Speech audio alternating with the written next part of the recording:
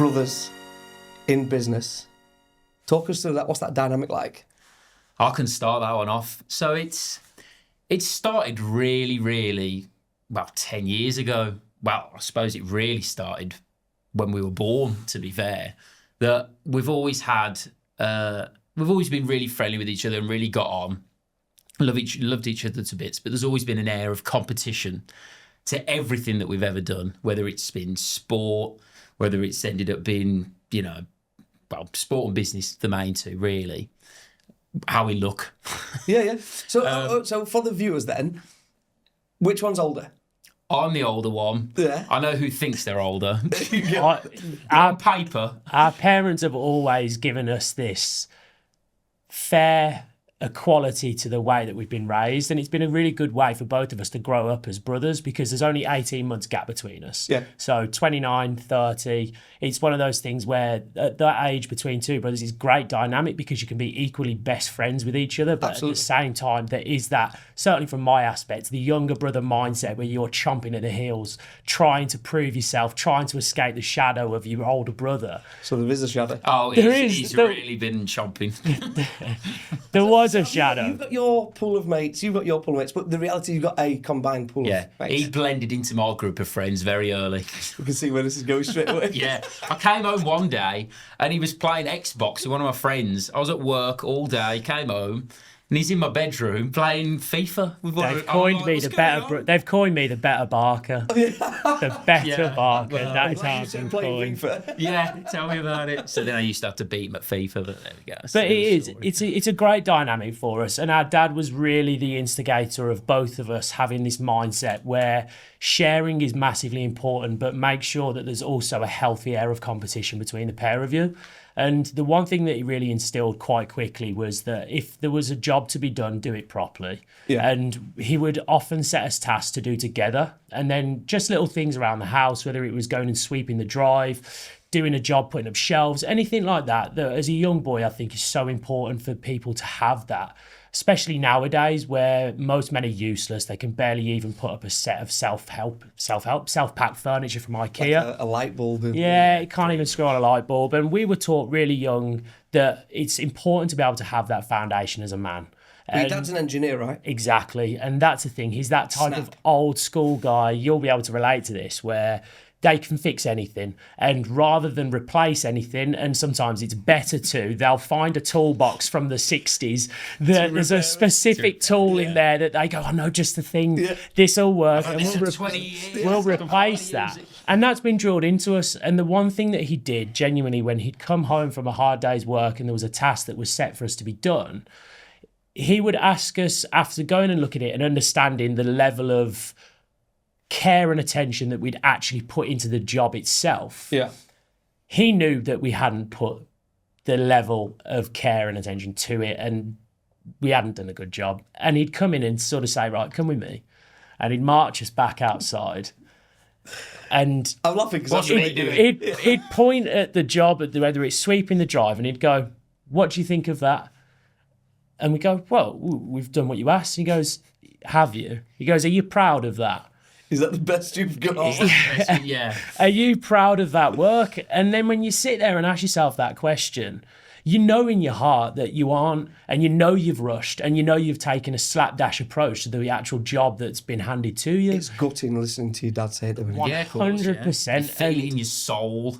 It's so important, because so many people, if they were to actually self-reflect on the work that they produce daily, weekly, monthly, whatever it is, or even if it's in the relationship, personal friendships, if you were to actually self-reflect on the work that you do and say, are you proud of the performance? Are you proud of what you've done? So many people would look at it and really just probably be disappointed in the actual quality of work that they're putting out, or the way they speak to their friends, or the way they treat their relationships or partners. And we can all be so much better by just looking and self-reflecting on what we're producing on a daily basis. And because we had that drilled into us, where you get that gut-wrenching feeling of real disappointment, and your dad, every young boy wants their dad to be proud of them. Yeah. And you're just looking at this disappointed face of sighs, Just not disappointment, enough. and you're there like it's like this. God, it's like this. It's crushing, and so you I've do got a the job question, again. like, let's put a scenario. If you was given a task, not you, how would your face be looking at him behind Dad when you're getting the rollicking? Would you be goading him a little bit like going, Yeah, there's definitely a bit. There was a bit of that to start with, but if I saw him really get the tears going, I would want to help. And I think that's the nice dynamic that we've kind of got. That the fundamental, beneath the surface of it all, we both just want each other to do better. It's healthy and there's a competition. healthy competition. Yeah, exactly. And it's probably similar with you. One of the things I'd seen just quickly was I remember watching in the army and how they work things, the drill sergeant, and whether you've seen any of these dramatised TV shows where I think Band of Brothers is a good example. Another one is Hacksaw Ridge, where Vince Vaughn plays this really crass, harsh, tough drill sergeant that just absolutely tears into the cadets. And they do it on purpose. It's something where they've got an enemy, an allied enemy that they can all come together on and look to this drill sergeant as somebody that they all can hate on and all really sort of sink their teeth in and say, I hate that man. And it's rather than having that sort of dissension amongst the ranks with each other, they can create that brotherhood and that common enemy with the drill sergeant who they go is a real bastard. And I think, again, my dad subconsciously was doing something similar where me and Cody could both go, right, we'll do it through gritted teeth and think he's a real knob. But that brings us closer together then. Of course it does. I think that the biggest thing, and it's very relatable because viewers will relate to this as well. I do, because obviously I've got a brother and we're both in business, and there's a lot of same positive kind of resent there in terms of like, that gruntle kind of like I need to do better kind of that bit of healthy competition. Yeah. But what you'll actually find is that kind of camaraderie and that bond that you get. So like I'll say to my boys today, learning the lessons from my dad, and say, listen, today you'll hate me, but you'll thank me tomorrow.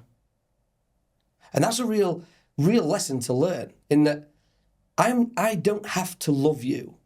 My job is to train you to be ready for what's next. You don't have to love what you are about to do, but it's like a necessity. You have to do these certain things. So like get up, brush your teeth. We instill 5 key fundamentals to the boys in the morning. You get up, you get your breakfast. You go downstairs, you get yourself dressed, you do your teeth, face wash, things like that.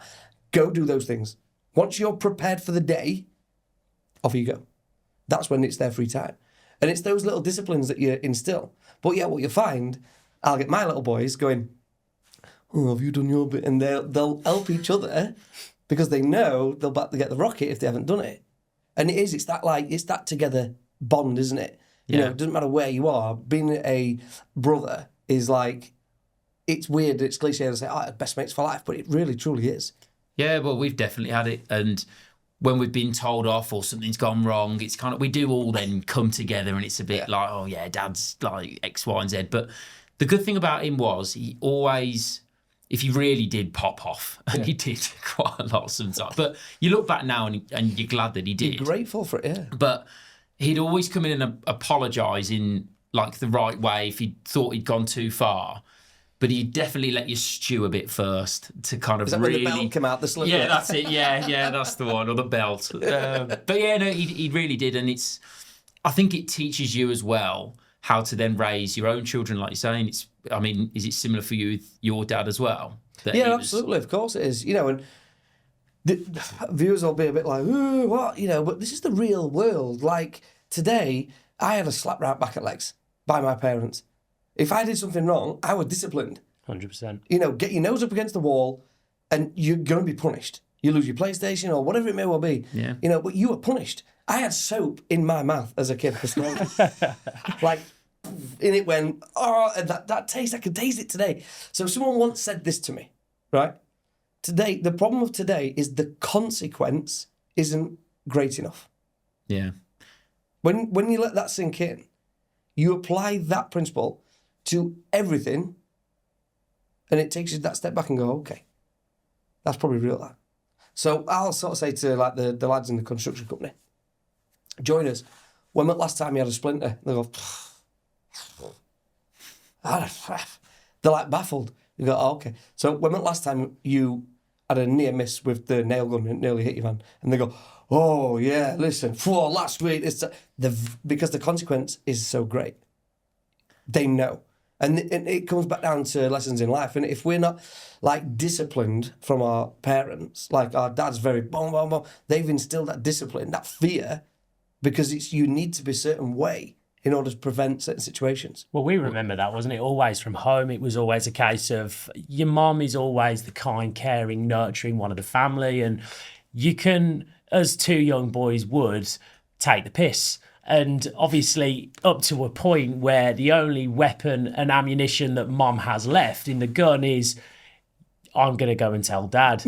And the switch up, the switch up in mindset and behaviour straight away is, it's literal like a rocket at the back. You're like, Jesus Christ, please no. And you're almost on hands and knees begging, please, for mercy. And the last thing you want is your dad to get home because you know what's going to happen. Yeah. And with that strong patriarch in the family where that sense of discipline and fear, not to an extent where it's so extreme that, you need to be cowering under the bed or you're scared of your dad. But as long as it's done from a position of love and you can at least understand that it's been done with the caveat of, you have done this and this is why I'm now having to do this. Yeah. It's not just an immediate response to something. It's a clear indication. And we used to have a 3-strike rule, didn't we? Yeah. It was one where I'm telling you one time and it was like, oh, okay, kids, you push the boat a little bit and you test the water, see how far that line goes. Yeah, and then push the boat. It's always the younger one. Of course it is. But yeah, again, I'm always also the golden child as a younger brother. It's how it is. Exactly. Yeah. But it was one of those things, you push that line a bit and then all of a sudden strike 2, he goes, I'm going to tell you one more time. You know what's going to happen if you push it one more time. You know it's going to happen.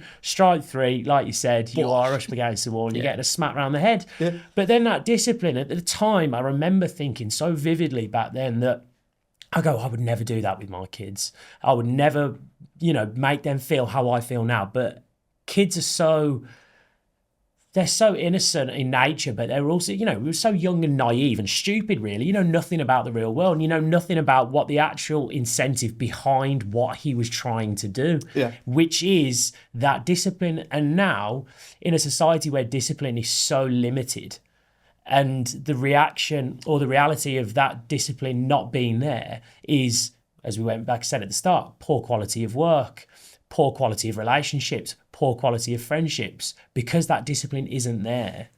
Things have gone to shit. And that is, honestly, I pinpoint, and whether it's consequence, which is tied in with the discipline, I genuinely feel for me that is at the root of 90% of our problems, both as a society and a country. I mean, do you remember that? Because I was thinking the one real story that majorly stuck in my head when we were kids. And this is the one time Mum really did lose her shit. Can't wait for this one. And so basically, I don't know how old we were, but do you remember the Twister board?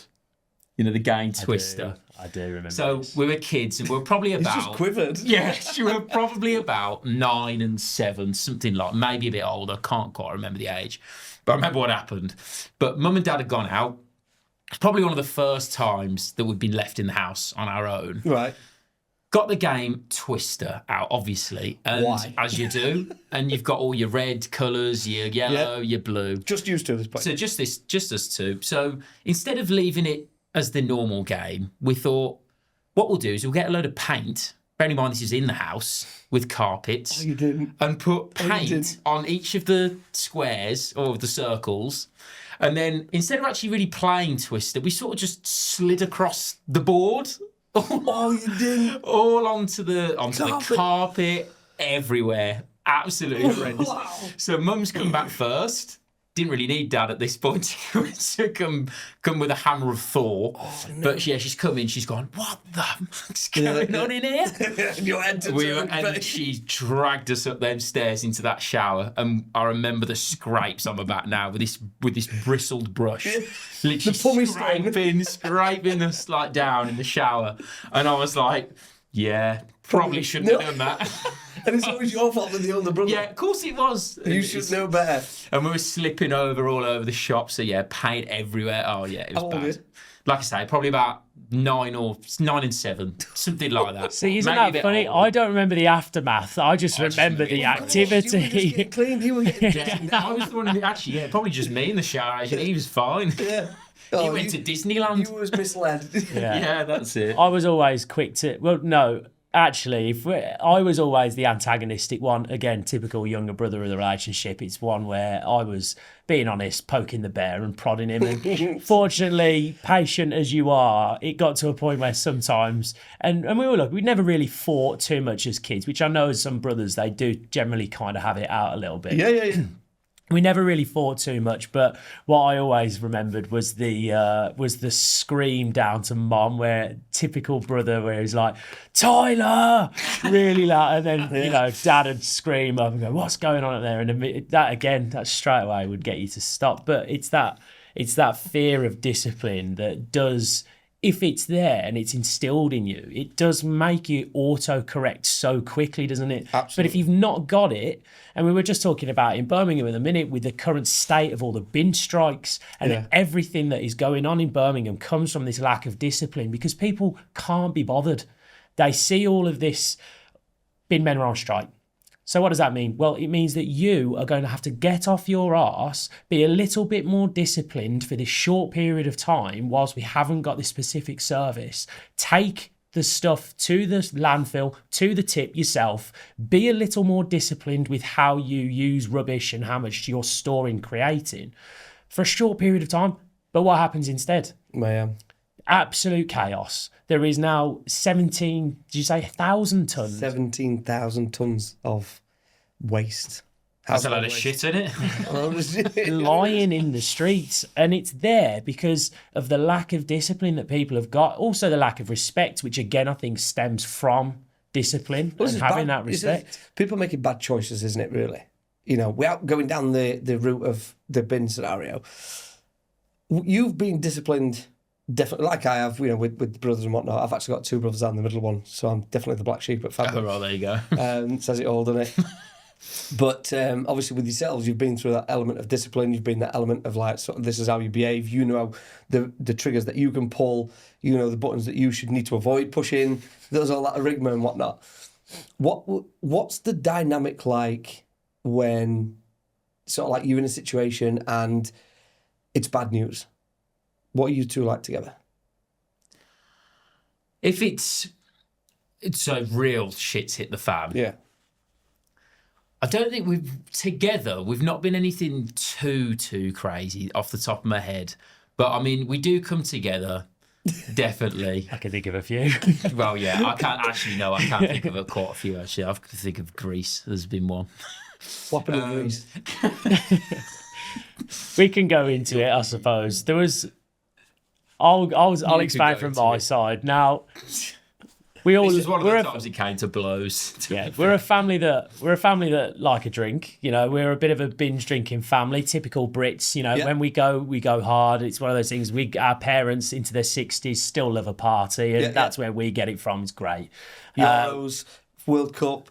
Rugby, it's embedded into our culture, anything like that. And it's one that it's not unhealthy, but sometimes we work hard, play hard. And I think that's the sort of mindset that we have. And we'd gone on holiday, and sort of previous to that, I think there was a bit of animosity. We'd been working together. I think I've just moved into the managing director's role at the time of the business. So again, there was that potential competition side coming out again, where I've got this real energy to push the business forward. And I think because we'd been working in our dad's shadow for so long and trying to create our own path within the business, I realised that the only way to do that was not through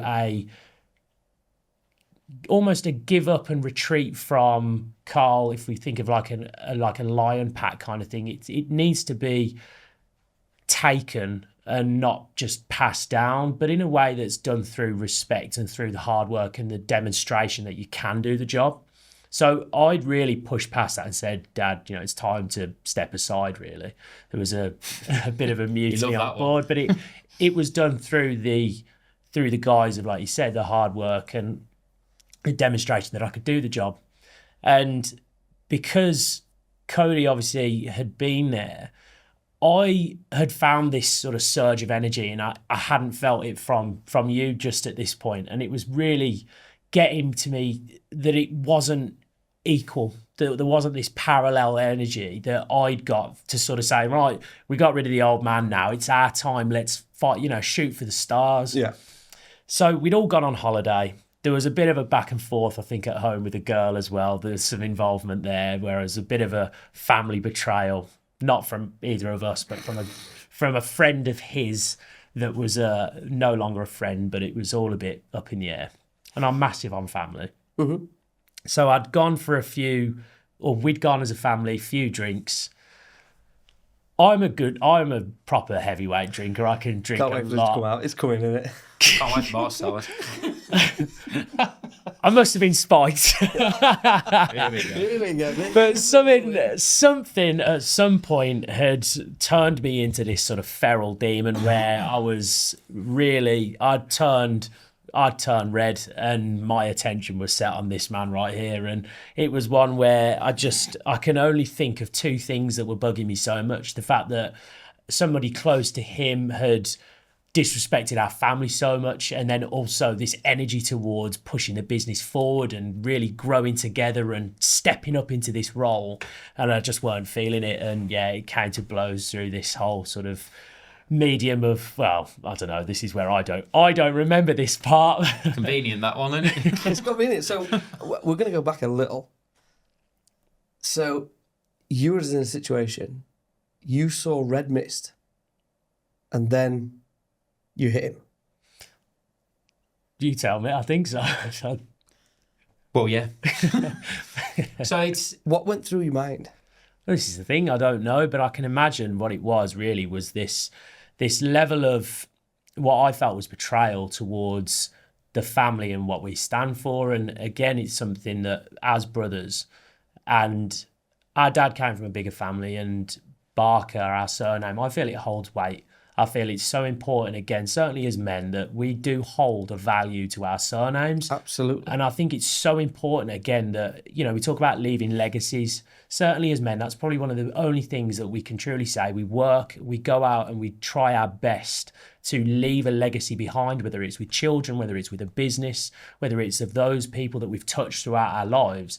And our name is the most valuable thing that we hold, that we own. And because there had been a disrespect to that. What was the disrespect?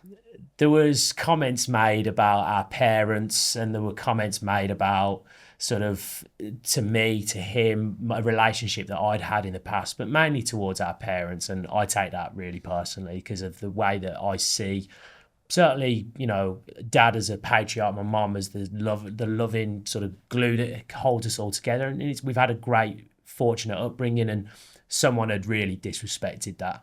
And so how did you feel? You were aware that these comments had been made? Yeah, well, yeah, I was, yeah. And how did it make you feel? Well, equally as shocked. It was a joke. It was really, really bad. So, really bad, but you both reacted extremely differently. Yeah, I wasn't happy with the reaction that he had. And that's where it came to blows, because, again, I was upset at the actual reality of the reaction that he had, where the friendship hadn't been immediately destroyed, stopped in its tracks then and there. There was further communications that had been had, and then again from that it was further post a discussion that we had, and where I really voiced my opinion as to how disappointed and upset I was, to the point where it was really, really, this person is blacklisted, that is no more. And then it was consistent communication still from this side. So again, I was like, how are you not feeling the same thing that I'm feeling when someone's done this to our family, which I think is, again, the most important thing in life. So how are you so blasé and nonchalant about this? I can, and just taken and accepted as sorry potentially as a way out. And because I hadn't seen the same reaction or had the same feeling, again, I thought that as the first time I ever thought, are you here for the family? Like, what is your mindset? Where's your values? Where is your heart? What is your... And that caused you to see red and react. But he did It was nothing wrong. definitely With the a delayed influence- reaction. with the influence of a bit of drink. I suppose. Yeah, obviously, the drink's part and parcel of it. We're not going to go into like the he said, she said, kind of like who won and why does it fight. You know, it's whatever, right? That's semantics. We're not bothered about that. I think the most important factor that comes here, and we can all relate to this. We're still talking personal, but this can happen in a business sense because that was clearly influenced. The reason or the motive for the question really was this is the real, this is the reality of the situation. So, if you were business partners, not brothers, would you have hit him? Probably not. Very likely not. Why? Well, you just haven't got that relationship, have you? You haven't got the years. So you've earned the right to hit your brother. Brilliant. I think it's the years of understanding that you know, and there is that saying, blood's thicker than water. And sometimes I think what we've overcome as family and what we've seen not only in our family, our external family, lessons we've learned from our dad, because he also worked with his dad. So we're a third generation business, and his brothers worked within the family as well. They completely betrayed that business. And so because we've learned through the osmosis of seeing it with our dad and the lessons he's instilled, I think almost there's probably nothing that would ever come between us, whether it was blows, I mean, short of murder, and even then it depends who it was. You know, I've got his back and That's he's got the other story mine. what happened after. Yeah, guy's gone. No one to be seen anymore. I did my dues in the end. I think that the honesty is betrayal. You know, you felt betrayed, and that's ultimately why you reacted. How did you take it?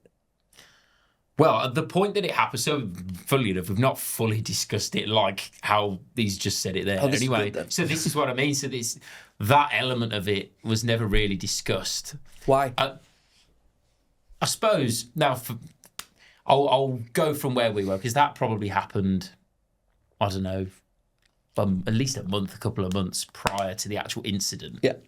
So we'd obviously gone on holiday, having a laugh. We'd found this amazing bar which had like this like sea view. It was all built into the rocks of a cave. And we'd started off as well. And there was like a Michael Jackson. Was it Michael Jackson? There was someone Bit of a doing it, tribute like act. a tribute act. Yeah. So there's all that going on. So that was really, really cool. And again, stayed the four of us all together. We managed to get into this place. It was like, oh, you need to pay like 50 euros each. It was like 200 odd euros. Came back. And then we got re-queued. And then when they asked for the money, we'd like waved at the guy behind the bar and said, oh, yeah, we spoke to him earlier. He said we can come in. He was like, okay. We spoke to him and he let us just straight through. And we didn't have to pay in the end, so it was like hilarious.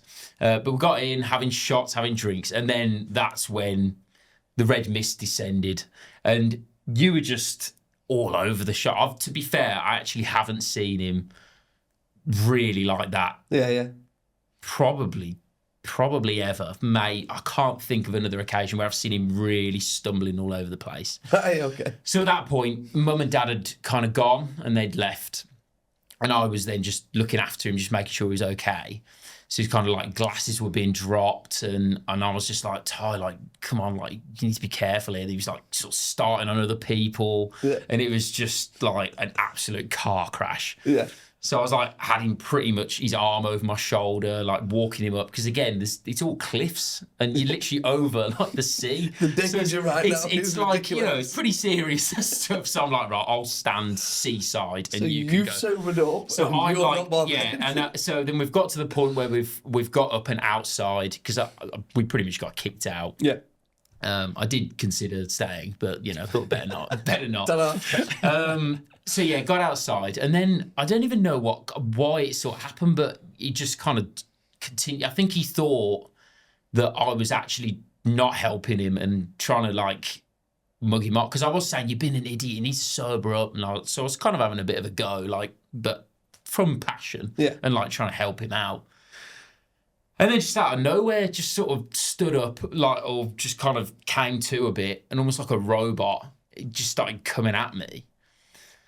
And like, obviously, I was a bit like, what's going on? Like, I'm trying to help you here. And yeah, he came towards me. He's like, come on, put your hands up. And I'm like, I'm Tyler, I'm not fighting you. Like, what are you on about? Yeah.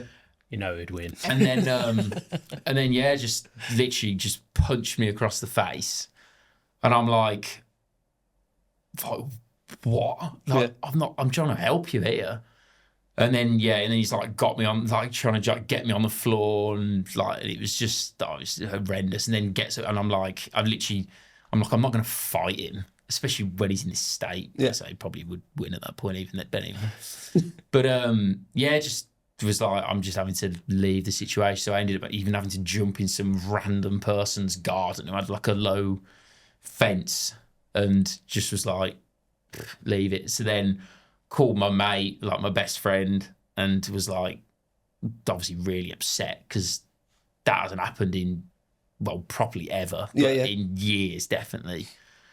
And I was like, I need to go and find him still, because he's still absolutely off his tree. And he's like, and like my friend's on the phone going, just, I think you better leave him. I'm like, no, I can't leave him. Like, I need to find him. So I'm like going down the road, just looking everywhere, trying to find, like, I said, oh, have you seen this person? Nothing. So then I just had to just be like, I looked for like a good hour. And then I just had to just book an Uber. And in the end, because I just couldn't do anything else, get back to the hotel, hoping that at least he'd gone back. I checked in the room, and and he wasn't there. So then I'm like, I've called like Dad, and I'm a bit so. Now he started. So I'm like, Dad, like, I don't know where the hell Tyler's gone. Like, he's not answering his phone. And so it was not great. But then the follow on to that story, in the morning, I've eventually gone into the other room. Thankfully, seen him in there. So he's obviously got back. And you'd said you were like in hospital or something. So I don't know. And you had like a tag on your wrist from not being signed. So again, God knows what happened there. It was very hangover-esque, I think, on my side. But it's one of those things. It does put a smile on my face, because it does echo the point that reality is, even through all of that, the way that he handles himself as an older brother is also something that is echoed in business as well. It's, I will take the hit. I will take the sacrifice. Well, that's what I did. That's what I mean. No, I'm saying from your perspective, you are that person, you take it on the chin, and you'll, even through that, sort of go, do you know what? I'm still going to let you do what you need to do. And I think if there was two of me, it would be chaos. Now, this is where, again, sometimes at points I like to think where if there was two of me, it would really surge forward and rock it, because it'd be, I've done this, and it's like, right, you're doing that, all right, I'm doing this, and I need to outperform, outcompete, and push and push and push. But the reality is, it'd probably end up in just complete catastrophe. Now, I don't know how you find it with your relationship with your brothers, and do you see a dynamic where one of you've got potentially two of very, I suppose, if like, let's say on the disc chart, two of you have like high D's, or one's maybe like a C. Like, where do you fall with your brothers? Do you have a different sort of category that you Absolutely, of course, yeah. And this is quite interesting to get your dynamics out, because actually, I'm like a people person, right? So I will 100% aim to please, and I will aim to ensure that the task gets dealt with, and do it in a really good, candid way, and having a good time on the way.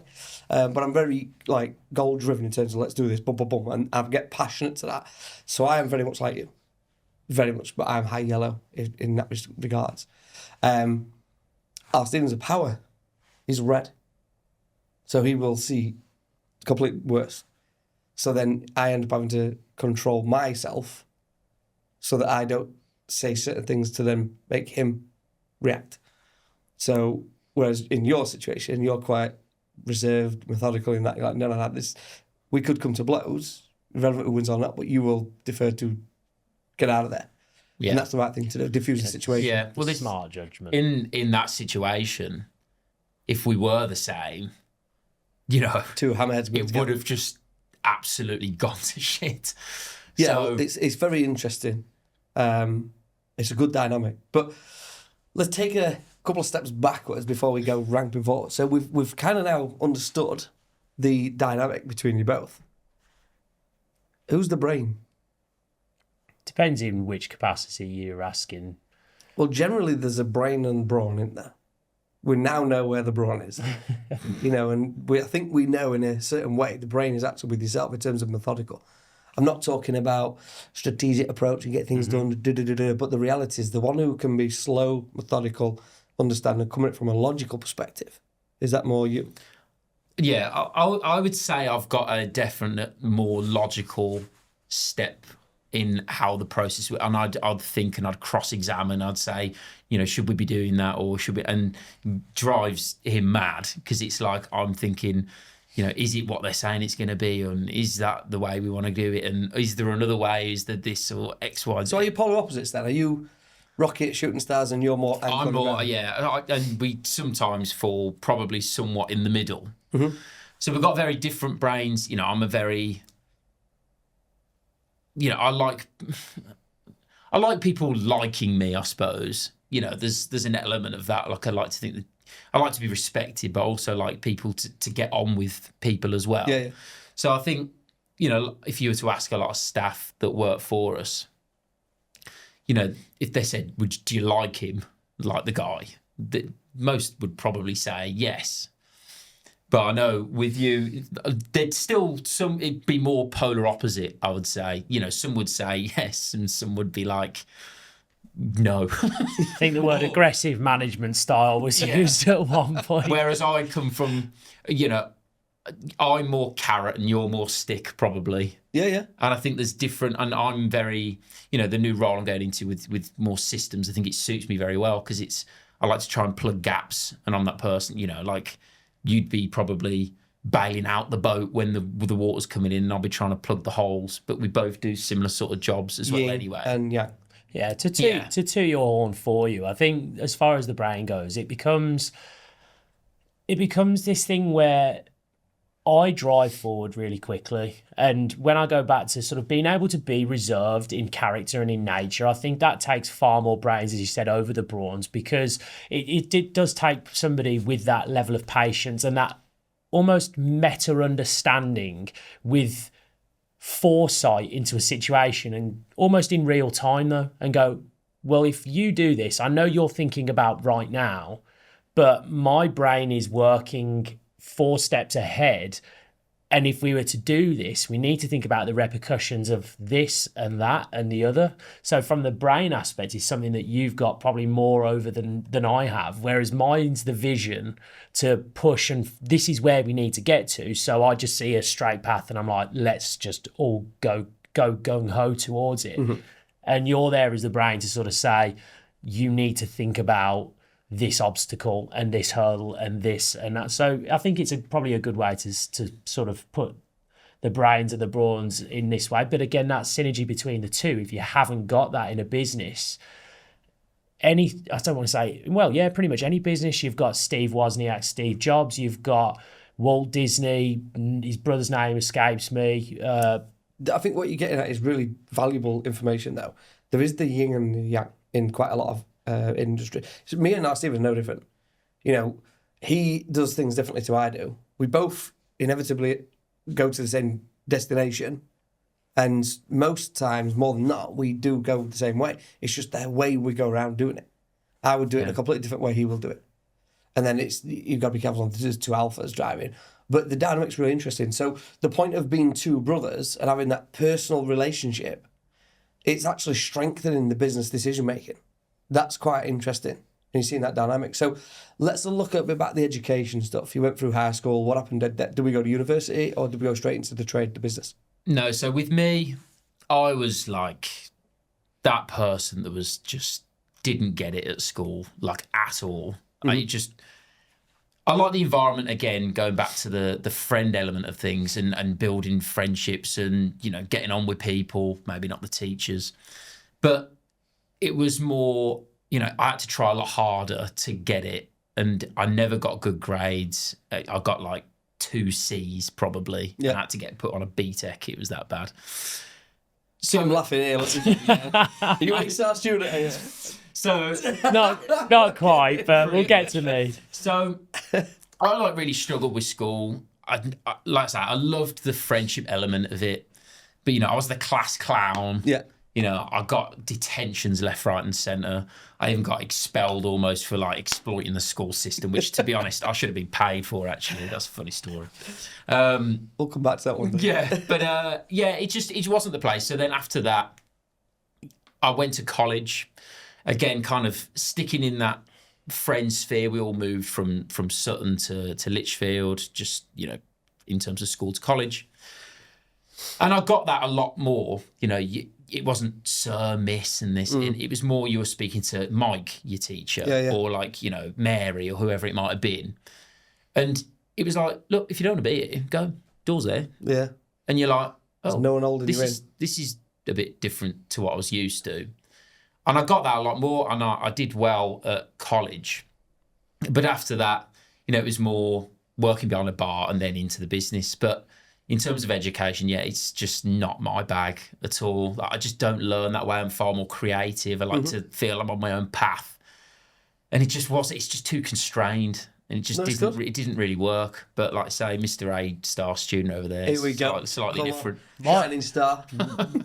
My brain is, fortunately, I've got a really good memory. I'm one of these people that for some reason I remember all of my passport details, my driving license number, all my card details, so I could get lost anywhere and still get myself home. And I was lucky like that. And I found the whole concept of school not really very challenging in terms of what I was doing. So I didn't enjoy doing it, and I didn't put any effort into actually the study and the revision. I've never revised for an exam in my life. I didn't really need to concentrate too much in the classes. And I just understood what they wanted from a student to get the grades.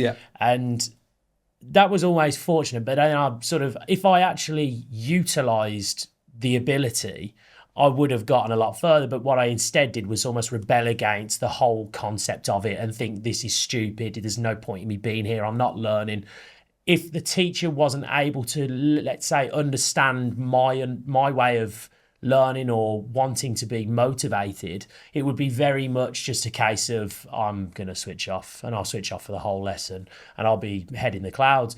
And I'd still pass the test. I'd still get B's. There was a time I'd got. He's fuming. There was a time I'd got something like 4 off full marks in a geography test. So I got an A star from a GCSE. Yeah. No revision, barely concentrated. The whole of that. What do they call it? Not semesters. Just the term for that term. Yeah. And the teacher thought I'd cheated, because he couldn't comprehend how he knew I hadn't revised. He knew I'd put no effort in. I never did the homework. So it was just a case of, he pulled the exam back, he went through it, realised it was my work, and he put it on the front of the classroom board the following term and said, if Tyler can get full marks on his test without concentrating and revising for a whole term, you lot can do the same. I mean, now in reality, I should have punched him in the face. If he did that now, you cheeky bastard. But, you know, it was one of those things that I was really lucky. But to say it was potentially squandered because I didn't enjoy some of the learning elements, if I didn't enjoy the subject, more importantly, the teacher. Yeah. I've come from this really big, and I can't shake it, this term respect. Again, I find it very hard to listen or learn from somebody that I don't respect. And I went into a sports background following school or during school. So it was always football, tennis, cricket, as we did as boys. Never really found myself falling in love with those sports, mainly because they were team sports that I came to find later when I started boxing. So I found myself with a friend who had been boxing as a family with his whole life. And he, on a night out, again, you've all had a few drinks, he had a white collar event coming up with his older brother. They were putting a show on. And he said to me, I'd just started going to the gym. And before that at school, I was tall, lanky, neat, skin and bone. And I just started going to the gym, so probably about 12 months into training, and I thought all of a sudden I was like Arnold Schwarzenegger. Rocky Balboa. Absolutely, absolutely not at the same time. And he said to me on a night, he says, like, give this boxing thing a go, Ty. And I said, you're insane. I've never had a fight in my life. I've never been involved in boxing. Why on earth would I do that? He goes, trust me, the best thing you ever do. He goes, the discipline, the respect that you'll learn from it. You will love this. He goes, I know you, and I know you are going to love this. Just give it a go. Trust me. You don't have to commit to anything. Just come to a couple of the sessions. We'll look after you because it's me and my brother, and we'll genuinely, we will put you through all the training. And if you don't like it, you don't have to get involved. Yeah. But I wish you did. So tell me, you've got to say yes now. So I told him and I committed to it. Went there the first day, put a pair of gloves on, fell in love with it. And because of the respect and the guy that was coaching and how he was coaching, it took my mind back to school, where I'm looking at someone who has been there, worn the t-shirt, and they've got the blood stains still on the, on all the gloves. And exactly. And they've got the trophies, the belts and everything in the corner. So I'm learning from someone who I can just out and out respect.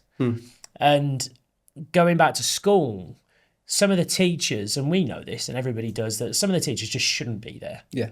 They are purely there like For a paycheck. day to day, not bothered, don't really care about the position, don't care about what results the kids are getting. They just, as long as they're kind of meeting the grade that the school sets them to hit, they don't care. And kids can see that. And I was certainly really aware of it. And so the classes where the teachers weren't bothered, I certainly wasn't bothered. And if they didn't give me any semblance of authority or knowledge to the point that I could respect it, I'd just switch off. Yeah. And so for me, school was this really interesting place where I sort of managed to get through it. I enjoyed it. And some of the subjects I really honed in on. And again, it would depend on the teacher. But it's something that I look back on now and probably think I'd wasted some of the time there and some of the opportunity that could have been presented had I have probably put more effort. It's quite interesting how you're both different but slightly similar. So from your sporting background then, what you chased, what happened? Did you go college, uni, straight into a job? No, so for us, me and my dad being very similar, so he is me, and we've got that same temperament. Both highly dominant, sort of high authoritarian. He is you, or are you him? I'm him. Sorry, I should have said. Yeah, other way around. That really would be same, but different. same, but different. But yeah, so my thing at school was, I never wanted to go and work with him because he was always, the staunch businessman, and he was always a really strict authority figure that I just resented in certain ways, because again, I felt like I couldn't break out of that shadow. So the last thing I wanted to do was to then go and work for the guy who I loved to pieces, but I was like, absolutely not. Yeah. So I was always very entrepreneurial at school as well, to be fair. So I always loved money, and Conor McGregor said this wicked line, which he's got an unhealthy addiction with spending money, but a healthy obsession with making it. Yeah. And I love that quote because it just really rings true for me. And at school, we all wanted to make that bit of extra cash. And at the time, the Xbox 360 was rife in schools. All the lads were playing Call of Duty and FIFA. But whether you remember this, if you turned your Xbox the wrong way round, you'd get laser burn on the discs. Yeah. And a game at 40 quid, every time to replace it was not a good thing to have because you just couldn't use the disc. And I remember, you'll probably remember as well, that Dad showed us how to use T-cut on the back of the discs. And it fixed the scratches just like you would on a car. It took them out and the game started working. Yeah. So I was like, right, 20 quid a disc, I'll sort you all out. And it was the best business because you're just taking all these discs and fixing everyone's games, charging them 20 quid. And it was a right little money maker until my mate came and ruined it and said, He wanted me to do one of his, and I said, look, I'm busy, I can't be asked, just use this. Oh. And he's then gone and told everyone at school. So again, literally the whole reason KFC doesn't give away the secret spices is for that exact reason. So learn that. Can't even trust your mates. Yeah, I learned that business rule early on. But both of us, to be fair, we were going out on our bikes, we were knocking on doors, we were doing jobs. To help make some money for ourselves, and just the basic stuff that young lads would do. Was another one I did a lot of. Yeah, like buying players that were like really low, and then like rejigging the market to sell them really high, and then ended up like selling all these players for like 10 times what they're originally worth. And I used to sell the points on eBay. It's quite interesting that you both had that mindset. But it was drilled into us. Yeah. And then leaving school and getting to a point, and I had some jobs at school, but I felt like a bit lost because for me it was this large dream, big aspirations to do something really special with my life, and I've always wanted dream? to do that. To step out of my dad's shadow, really, and to look at him and sort of say, the competitor in me was always, this is what you've done, but look at me. And it sounds quite boastful, and I don't know whether it is just I can't hide away from who I am. It's just I've always been really competitive, and I saw the lifestyle that my dad had afforded us, and I respected what he'd done. But for me, I wanted sort of more, and I always wanted to push beyond. And so I found myself being quite lost, not really with much of an education. Uni was just not for me. The idea of going to a university and paying all that money for something that I knew early on, because I did my first year of sixth form. So I'd gone to what's classed as sort of year 12. I was about 17. And I was dossing around. I dropped a subject. Wasting life. Yeah, and it was so obvious to me at that point when we were going into free periods, playing poker and card games and all of that during school, dropping a lesson, leaving early, going home at lunch, not turning up to your last lessons. Just like you said, in college, you didn't have to be there. Yeah. Where I think that's slightly changed now. But with that freedom, again, it was the first time in life it was probably given to me. And I realised that I was wasting it. I was using this freedom to just piss around. Yeah. And so there was a bit of a revelation where it was like, this path that I'm on. And again, I go back to what I said at the start, this self-reflection and looking at your circumstances, looking at what you're doing and how you're doing it, and go, is this actually right for me? Is this path that I'm on going to lead me to where I want to go? Even if where I want to go isn't exactly crystal clear, you should have a basic understanding of who you are, what drives you, to sort of look at the activities that you're doing on a daily basis. What drives you? Me, do you know what? The sense of achievement and the sense of fulfillment. I want to get to the end of my life and say that there's nothing that I didn't do. Everything that I wanted to do, I set out and I did it. I'm going to blow your mind in a minute. What's your ambition? I would say to make my dad proud. And when we were just discussing it, a really vivid memory just hit me. And I think it really came from when I was it was in primary school, like I said, and he'll know the story. I was set projects as you are, little school projects. And it was called the Flower Project. Hilariously enough. He's laughing at you. And I was doing it got home from school. I was like, oh, Mum, got to do this flower project. Again, don't know what you're on year 2, but whatever. Yeah. Because I came home, it was like, oh yeah, okay, we'll do it. Spend all day. I think it was the following day you work from home or whatever it was, or it was on the afternoon. So spent hours in the garden. We were chopping up bits of flowers, and I'm going in on the streets, picking up again little bits here. Neighbours love me, but spent all day doing this whole book. Got home, working with my mum, bits of glue here, writing bits here. This is here, this is there, this is that flower, la la la la la. It was work I was proud of. Pretty good. It took a long time, yeah. To do, and as a kid. But Dad came home and he had the red mist on him. He obviously had a bad day.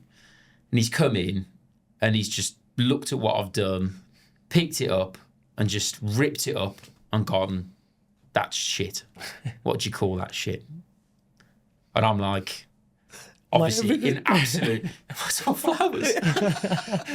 And obviously, it's hilarious now.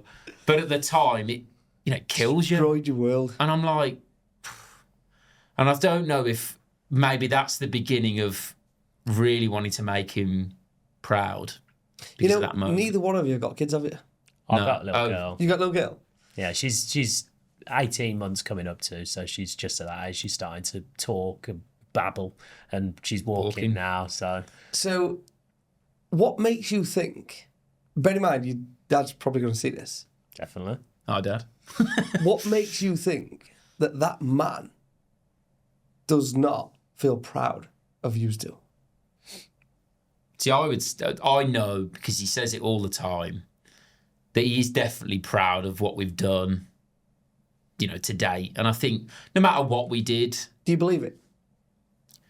I do. Yeah, I do believe it now. Yeah, I do believe him when he says. We're gonna pause. Hesitation. Yeah, I'm going to pause. Do you believe it? He's a very hard man to read. And I think because of the circumstances So wait there, we're gonna background pause he's again. come from. Is your word your bond? Mine is. yeah. So when your dad tells you, I'm proud of you, why don't you believe it? Well, this is it. I do, but like I say, there's hesitation because I always think because it's how he's built us up. A you problem, not a him problem, because he's clearly had his time and brought the leather belt out to ensure that you guys are the version of you two today. Yeah. So I don't know the guy, but I can take a stab that he's hella proud of I these two kids. definitely think he is. I think the reason there's a hesitation, certainly from my side, and sorry, Dad, I think it's because of the fact that there is this fight in him. There's this fire that will never be extinguished. But sometimes the reality is the body isn't as strong as the mind at times, and the body can fail first. And I don't want to sort of say that he's past it a little bit in his own head. His head is. He's gonna knock you out. He can do. He will do. But Forget grace. in the sense of he says to himself, and he admits it. It's not that I'm saying, but he's furious, and there's that anger in there where he isn't able to perform in the way that he used to. Yeah. And so I think every father and son will always have this dynamic where that young, hungry lion steps up to try and challenge the master and the pupil, and that is kind of how that dynamics work. But the best masters are the ones that have trained their pupils well enough to one day be able to take the mantle on and give them that sort of. So in that sense, that he is eternally proud, and I think that he is 100% proud of what we've done, how we've done it, and who we are as people. But then I think the only hesitation in the back of my mind is there's always that little, like, oh, I still want to try and compete with them, and they still Competition don't is know healthy. everything. Yeah. Right. So I said this with my two boys. I've set the benchmark now. It's for you boys to get above that. How do you set that? How do you go about setting that between that healthy competition out for the both of them? So I'll do it in both personal and business. So I get to be with them. So obviously with the football team. And it's hard for me. Yeah. So my lad is, without a shadow of a doubt, the best version of himself every time he shows up. Shout out Armthorpe Wolves, by the way. He turns up, and he will always say to me, "Dad, can you make me be better?" I say, "It's not up to me to make you better. It's up to you. I don't kick the ball, you kick the ball. 100%. I don't run, you run." It goes, and this is personal and it is in business. So to be the best version of you, you need the inner tools. So your dad has done exactly what I will say to my boy in terms of, I've given you all the tools. It's down to you now. And the frustration in him is that he's still you. He's still your age. He still wants to do it. But he's got to give the baton to you. He'll be immensely proud, like I'm immensely proud of Harley, but I will constantly raise that bar. It's my job. It's my duty to ensure that bar is raised. When he hits that milestone, I don't care. Go again. I don't care. Go again. Just have a look over the shoulder every now and again and go, that was a pretty decent journey. You have a good time along the way. So like I broke my pelvis. I had 30% survival rate, pretty much dead. hell. Yeah. And you have a bit of a time to think about yourself. Laying in a hospital bed, you're pretty much paralysed, you can't move, you can't do it, and you're waiting your fate. You're potentially going to die on a theatre table. 30% survival rate. You start to map your life out. And I realised that I'm chase, work, and you forget actually the legacy that you're leaving behind. So then it was like, hang on a minute, if we are leaving legacies, my footprints walk forward and leave the footprint, right? Well, my boys are going to walk in those footprints at some point, in some fashion. They're going to see them or walk in them, whichever. Mm-hmm. They're going to then go, there's either a proud footprint there to be, I'm walking my dad's footsteps, or what was he thinking? So I took the decision to go, no, I will show them. So whenever my boys went down at football, I would scream at them, get up, because you are pointless on that floor. Same as what some of the stories you guys were talking about. Those disciplines need to be installed at an early age. Get up off that floor and get on. Other parents will be like, you're a bit too harsh on them. And not too harsh. It's not acceptable to go down. Get up and move on. You know, in a sporting environment, football, if there's 11 players on the field and one goes down, that's 10. 10 v 11, you're out. Get up. Get back to 11 v 11. It's a game of equality in terms of like numbers, right? So I was like, well, I'm not out. I'm down. I'm not out. I broke my pelvis. I'll get back up and I will show my boys that whilst I was down, but I got straight back up. So I got back on the bike and I cycled the coast to coast. And I said to the boys, right, I've done it in 40 hours.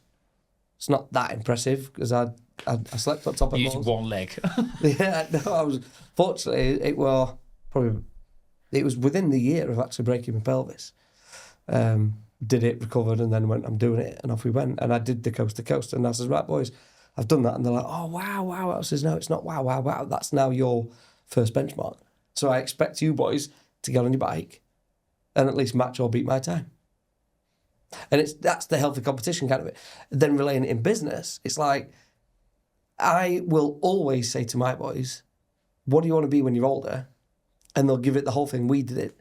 I want to be a fireman, or I want to be a footballer, I want to be whatever it may well be, whatever it may well be. And I always say to them, whatever you do in life, just be happy. That'll make me proud. Because I know giving them the skills in order to do anything, because that's the deep, like, rooted core fundamentals, right? There's necessities. Do this every day and you'll conquer anything. It's that mindset, it's that resilience building up. So really, from me listening to you guys, and we asked the question, do you think your old man's proud of you? It's without a question, without hesitation. It's absolutely. Of course he's proud of you. But yet you're fighting your own little battles. So that then brings me to the question of, are you on your journey for you, for someone else? Which one are you on it for? I'm in it for me. I'm 100% in it for me. But I think as a person, you can be in something for yourself that affects positively those around you, because I think the reward that I get from helping my loved ones is as equal to my success and my happiness as it is to just doing something for myself. And I think a lot of men fall into this trap, and I say fall into a trap, I think it's something that we all expose ourselves to because we are providers at heart. That is our nature. We want to help those around us, most of us. And I feel like that's also been beaten out of a lot of people now. I think even going into the dating world, I see this level of equality that's trying to be sort of brushed across this landscape, that men now have lost this mindset of you are here to provide, you are here to look after and protect.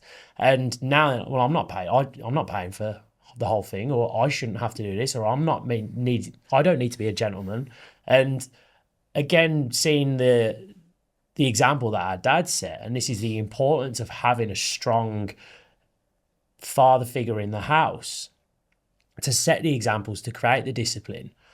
It's one of those things where I feel that's where like a lot of the breakdowns are, and you with your boys, and it's lovely to see, and it's something that I don't know how I'm going to sort of potentially mirror the dynamic with obviously a little girl, or whether it's the same, or whether I want to instill the same values or potentially something slightly different, and whether I need to lean more on mom to basically say, what is the things that as a little girl, what do you value and how do you value things? Because I don't get that mindset, because it is such a shift away from where I'm at, which is all battle and full on and protection and stress and accomplishment fulfillment. And it's a very different way of approaching things. So have you...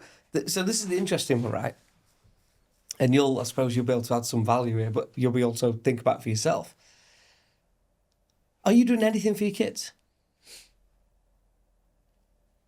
Do you want your kids to be proud of you?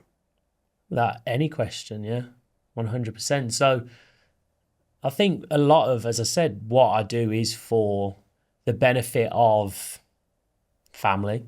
But I think then sometimes I have had to self-correct and again, self-reflect as well. Mm.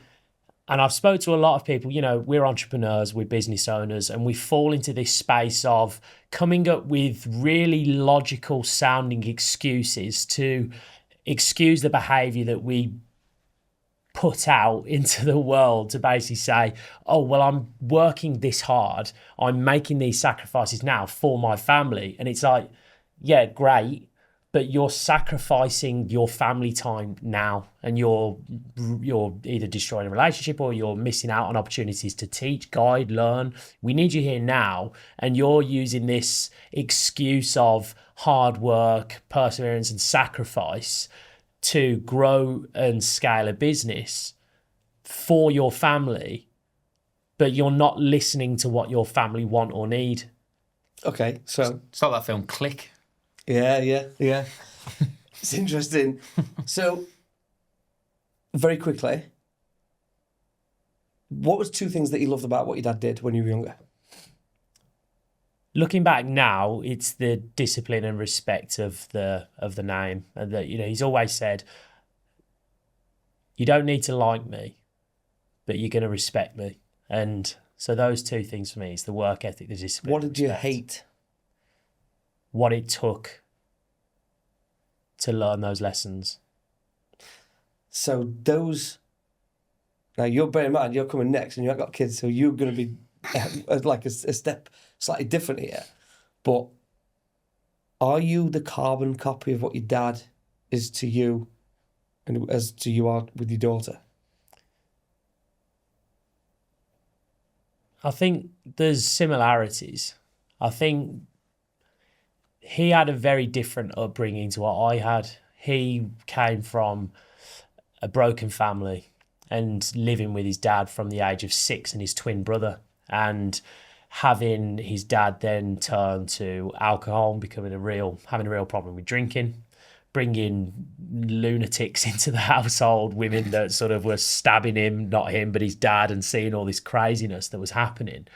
And so I think what happened with him was, and again, my mom came from a similarly unfortunate background. Her dad passed away in a car accident when she was 10 or 11. Mm-hmm. So, and her mom and her they did not get on. And again, string of boyfriends that, again, not nice people. So both very difficult, especially in those times where certainly back in the late 60s, early 70s, the nuclear family was so common. There was no real sort of a diversion away from that. Yeah. And so when they had me and my brother, it was very much a case of, we are going to try our best to block you away from any of that pain that we endured, which could have potentially led to some form of detriment if it hadn't have been for potentially the discipline that was instilled, because it could have then led to 2 very entitled, spoiled little arseholes, putting it bluntly. Yeah. And now with the way that I've seen things, I think that I've now got to choose between this life wrapped in cotton wool or being the disciplinarian to make sure that, even as a father, that, because there was a time when, like I said, when Dad had come home from work and I didn't like him. I loved him, but I didn't like him. You hated him at one point. Yeah. Absolutely. Yeah. And so there's this fine line between how far do you push the needle with your own children to this point of, I am doing this for your benefit, but you're too young to see what I'm trying to do and the lessons I'm trying to instill. Yeah. So how far do you push that level of pain to learn a lesson for the right reasons at the sacrifice or at the cost of them thinking, I hate my dad, or I hate him, just as, you know, in that sense, a strong word, but you know what I mean. So man and son, I believe that can happen. Because you're trying to train a warrior. Because life's hard, right? Yeah. You've got a daughter. Your daughter's now 18. What does she think of you? But yeah, it's a fly into the future, that one. It was 17 years off that. I didn't want to have to think about that for a while. But for me, I'm deep a little bit. I, as a dad to a little girl, I think She's 18 now. Certainly, this is what I mean. Certainly with the landscape of what women are doing these days, you know, shower, body blue, and the madness that she's doing at the minute. Bonnie Blood just got a shout out on the pod. Well, you know, she calls herself a businesswoman. I mean, I've yet to see some of the business aspects of it, but I mean, anyway, not to We've digress. gone from your daughter 18 to Bonnie Blood. Where's this going? The landscape of what women perceive to be as acceptable nowadays, I think a lot of it can stem from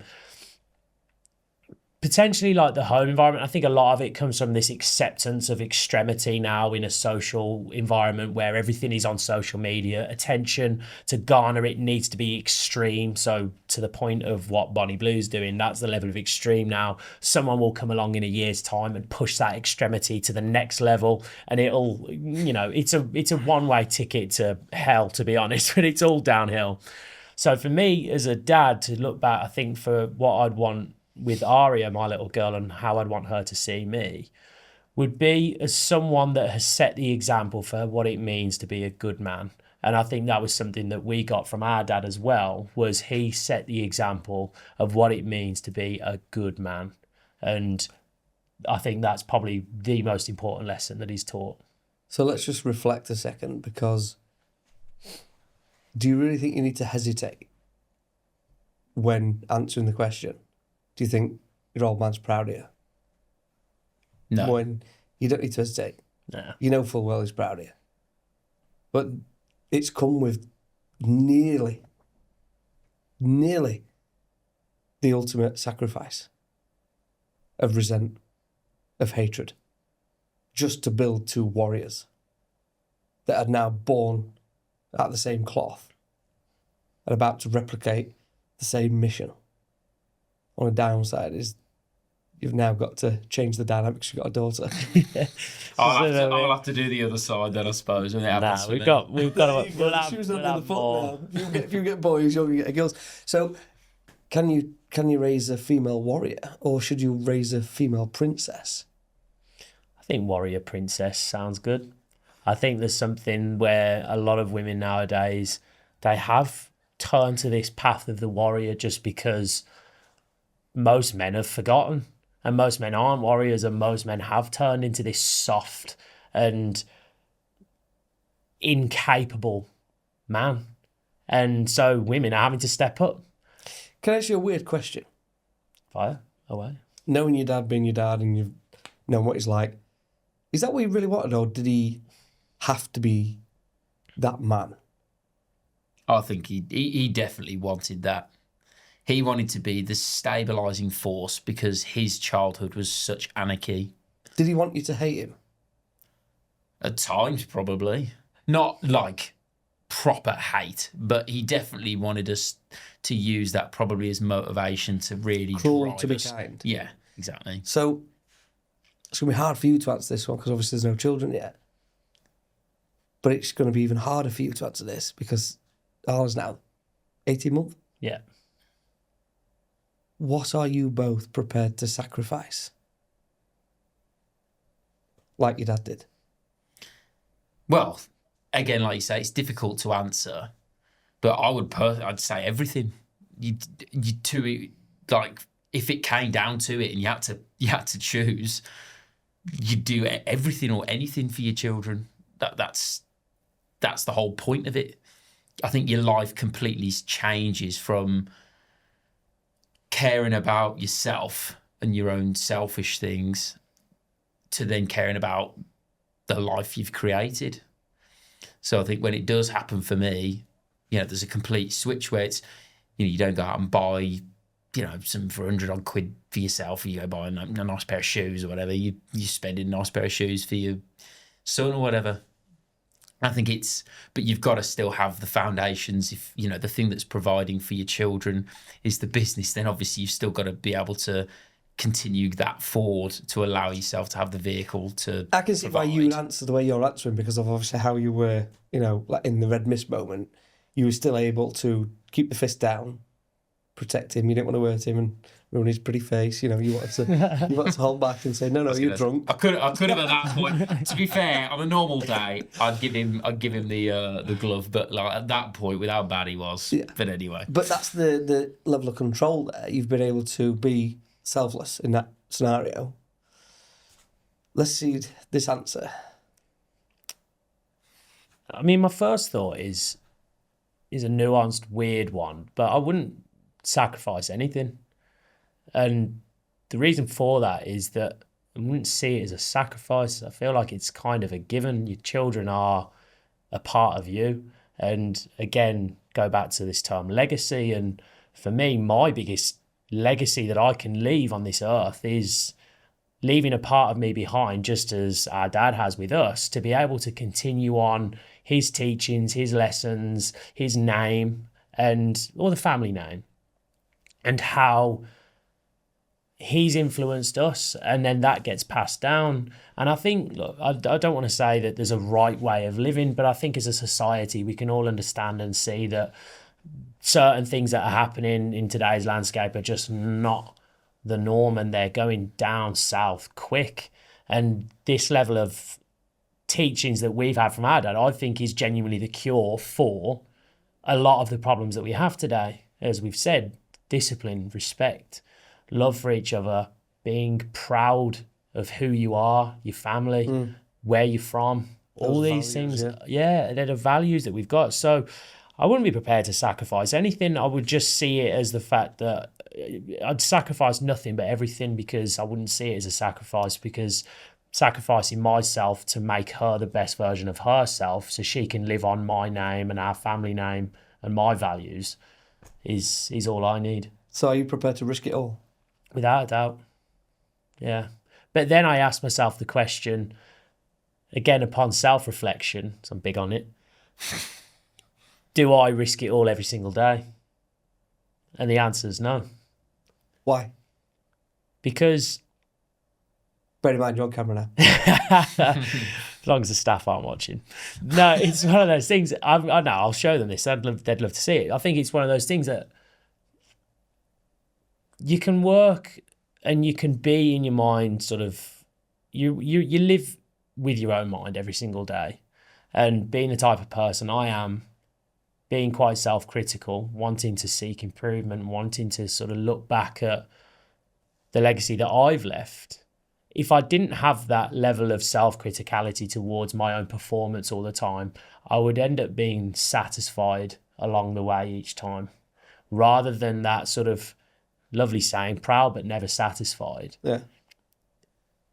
It forces you to push, like you were saying with your boys, to the next level and to the next level and to the next level. And if you don't have that in you, you need to find someone that can pull it out of you, certainly as a man, or somebody that, even as a woman, anybody that's in competition, anybody that's and business is the most competitive space that you will find yourself in, second to none. It is a dog eat dog world. And if your business is not competing well enough, you will die. And the pain of that we've seen with our dad's business, and the stress and the issues that can cause, not only in the home, in yourself, in your health, everything. Like, this is so important that you are actively, like you said, self-reflecting, being critical. So if I ask myself, do I risk it all every day? The answer would be no, because I always want to push for more and I always want to risk more. But I think when you become a dad, you realise that the risk tolerance has to be sated just a little bit, because you can't quite risk it all, because you've got now, like you said, a little girl to look after and to make sure that she's not really in a position to go to work just yet and look after herself. Unless she was in China. But, you know. Well, listen, I think this has been a great part one to get to know you guys. And I think part two is going to be super, super exciting when we now learn about the business and what the brothers have done to the legacy that your dad created. Definitely. Thanks for the chat. Thanks for coming out. Appreciate your time.